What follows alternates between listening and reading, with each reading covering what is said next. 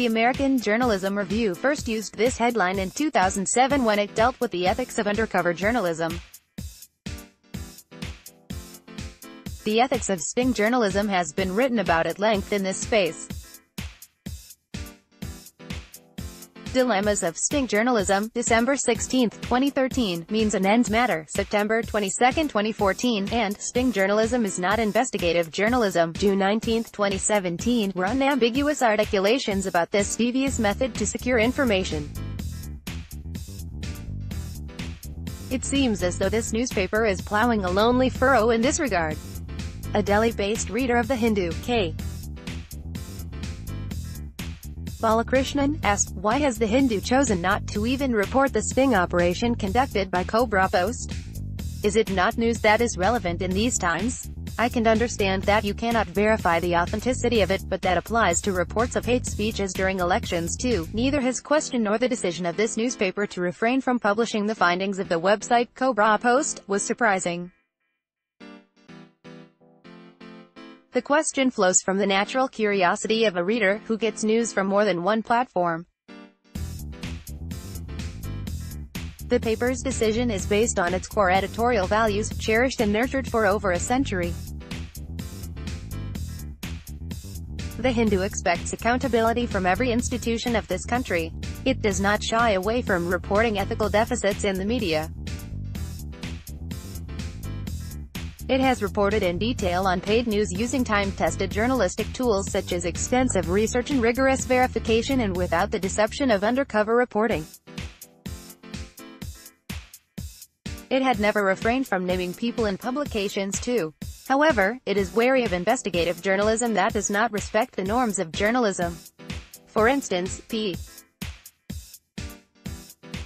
Sainath's report, Reaping Gold Through Cotton, and Newsprint, May 10, 2012, documented how the Times of India, toy, in a span of 3 years, carried a full-page plug for BT Cotton twice, the first time as news and the second time as an advertisement.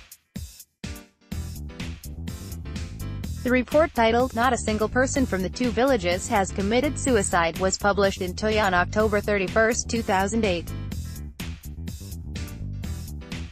The same story was run again in the same newspaper, word for word, on August 28, 2011, as a marketing feature during the Parliament session in which the Biotechnology Regulatory Authority of India bill was to be debated.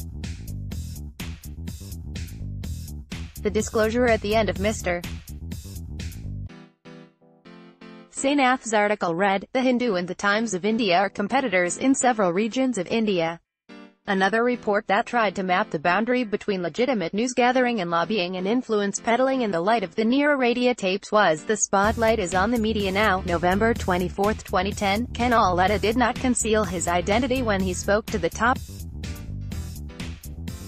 These are not academic questions but are central to retaining trust in the media to deliver credible information. In the present polarized environment, some may use political ideologies to either endorse or repudiate the reliance on sting operations and subterfuge. It is myopic and suicidal to bring in ideology to define journalistic norms and best practices. It is worth remembering Greg Marks's caution in the Columbia Journalism Review. If the reporter has forfeited the high ground of transparency and honesty, how can his conclusions be trusted by the public?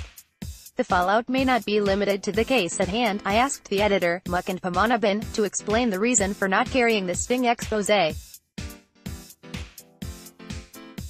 He said, The Hindu has not been named in the Cobra Post exposé. As a newspaper, we have a clear editorial policy against paid news. We also refrain from conducting sting operations and, as a general rule, expect our journalists to declare their identities when pursuing a story. We believe that it is difficult to independently verify and authenticate the material that sting operations throw up. As a result, we have been traditionally cautious about publishing the findings of sting operations as conclusive proof of wrongdoing. Even in the odd case where we have published a small report, we have been wary of naming those who were stung. However, we have reported and commented when the issues raised by sting operations become part of a larger public debate. This steadfast position to adhere to core journalistic values is the only way to retain trust in these trying times. Reader Stitter at thehindu.co.in